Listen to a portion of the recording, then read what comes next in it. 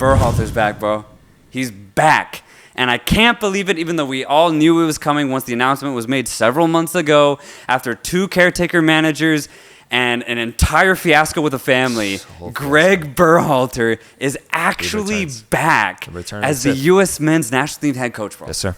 Berhalter returns. I just can't believe it because, dude, right after the World Cup, when all that debacle happened, I was like, he's done. Who's next? Berhalter is inevitable, bro.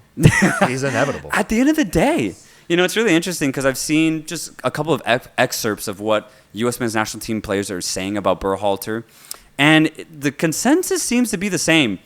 Everyone does like him, and I think I actually will take that. Think you will, bro? I feel they say that about every USA coach, man. No, because like... I've always heard positive things about every guy that's at the helm, man. No, because I feel like... Because he's trying to get minutes. I feel like Klinsmann was somewhat criticized by the players, just a little bit.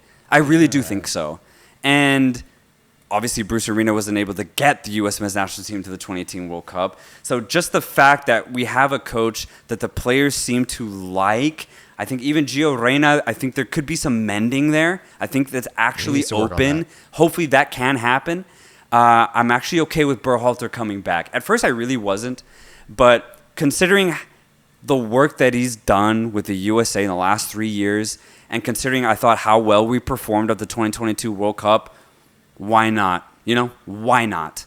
Well, I've heard the argument that his tactics have been questioned a lot. I know that he has very good cohesiveness with the team, a very good man-to-man manager, building good relationships, which proves itself with the way that you talk about how the players talk about him. But it's his strategy, his approach to the team, how he goes about subbing players on. I mean, even you yourself, Chris, has it during World Cup. Yeah. Does that not concern you when you think about the heights that you'd like USA to achieve?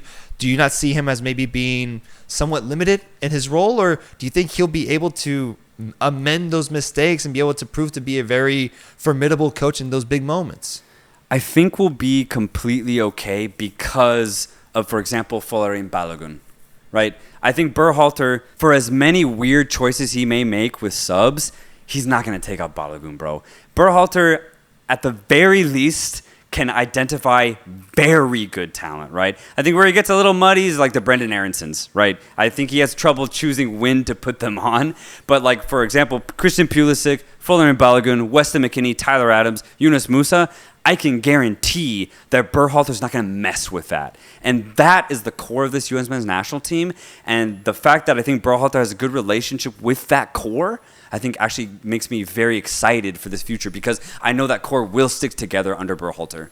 I get that, but with how we're talking about the USA and what they're capable of doing at the 2026 World Cup, I think about a guy like Scaloni and the way that he's able to adapt to the game in front of him, the way that he was smart about benching Di Maria throughout a tournament and then bringing him back in the final. Genius move. Putting in a guy like Julian Alvarez to come in, step up in those big knockout stage matches, and then Di Maria comes up, plays incredible in that final, and leads into a World Cup victory. If we're talking about the USA being able to achieve heights like that or even just going deep in the tournament, I just don't know if I personally have the trust in Berhalter to be able to read the game to that level of nuance. Right? I know he'll make the obvious decisions like a Balogun starting and put that starting three that they've always had, but the extra step that I want a manager to go to, I don't know if personally if I've seen from Berhalter yet that he has that in him. And that's why I'm just a little questionable right now. But I am going to see how he does these next few years to kind of indicate what he's capable of when it comes to stressful situations like that. Oh, dude, 100%. I actually completely agree with you. If I had a choice, I would have kept BJ Callahan, bro.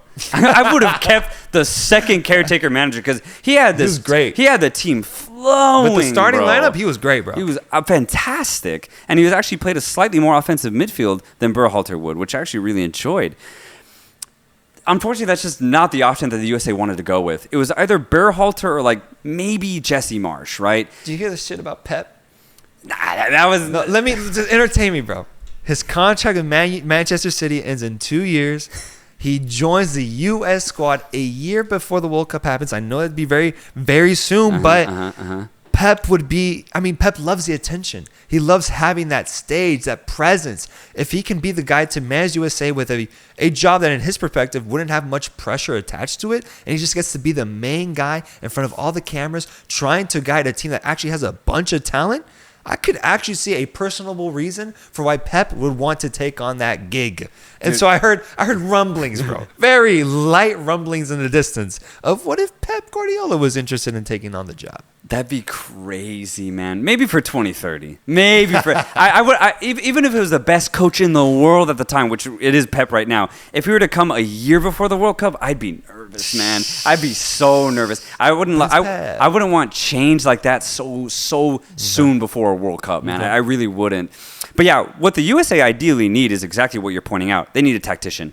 Yes, Berhalter's definitely not that, but out of the options that were all rumored, like realistically, I just didn't really get excited. So then is that a problem that there weren't that many great options? Same as like Mexico, there really weren't that many great head coaching options. Like that's the problem. That sucks, dude. Yeah, it sucks. At the end of the day, it was Jesse Marsch or Berhalter. Yeah, or maybe BJ Callahan, maybe. Yeah. Honestly, it wasn't because they were like, yeah, we're not going to, you're a caretaker and that's all you will be. And I was like, damn, okay. I mean, bro, we're talking about a team hosting the goddamn World Cup. There aren't more candidates, bro. There's not. Even Jose Mourinho was mentioned at once, but that didn't even feel that serious either. Yeah. I wish there was more there, man. I really do. But Berhalter it is. Let's see how he does. Let's hope that he's there by the time that first ball is kicked off at the World Cup. And if he's able to be the guy to lead the USA to a prominent run in the World Cup.